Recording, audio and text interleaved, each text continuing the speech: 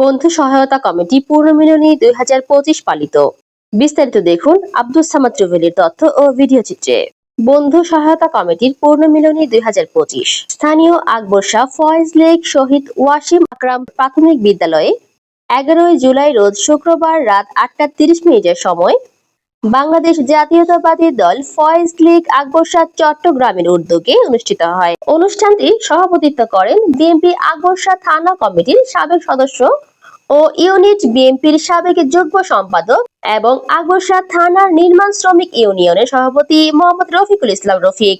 অনুষ্ঠানটি সঞ্চালনা করেন বন্ধু সহায়তা কমিটির সাধারণ সম্পাদক মোহাম্মদ বাদল উদ্দিন।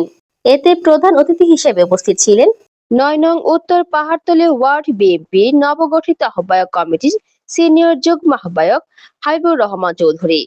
বিশেষ অতিথি হিসেবে উপস্থিত ছিলেন শহীদ ওয়াসিম আকরাম প্রাথমিক বিদ্যালয়ের প্রধান শিক্ষক মোহাম্মদ খুরশেদ আলম, চট্টগ্রাম মহানগর যুব দলের সাবেক সহসভাপতি আহাদ আলী সায়েম প্রমুখ।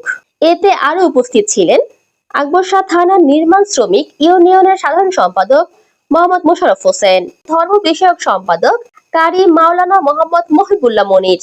আরো উপস্থিত ছিলেন বন্ধু সহায়তা কমিটির সভাপতি মোহাম্মদ ইদ্রিস গাজী, যুগ্ম সম্পাদক মোহাম্মদ বাবুল মিয়া বাবুল, অর্থ সম্পাদক টিপু সুলতান, সদস্য মোহাম্মদ হারুনুর রশিদ, মোহাম্মদ জাফর, মোহাম্মদ বেলাল, মোহাম্মদ আব্দুল, মোহাম্মদ ফরিদ, মোহাম্মদ হারুনুর রশিদ, মোহাম্মদ আবু জাফর, মোহাম্মদ বাবু, মোহাম্মদ রফিক, মোহাম্মদ খালেক প্রমুখ।